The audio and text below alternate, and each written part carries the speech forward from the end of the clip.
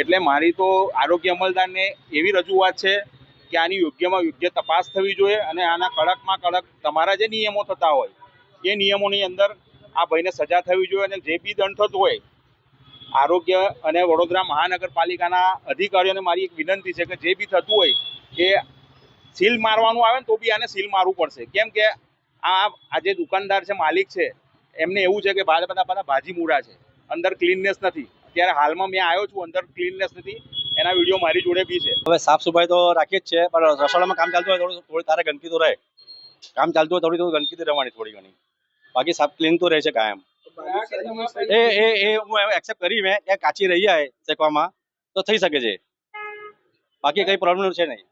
આયા સાહેબ આયા, એમને મને બધું આપ્યું, લેખિત આપેલું એમને, એ પ્રમાણે થોડી ગંદકી આમ થોડી સાફ થઈ ગઈ, બધું થોડું રહી ગયું છે ક્લીનનેસ કરવાનું. ના એવું નથી, એવું કોઈ કશું નથી.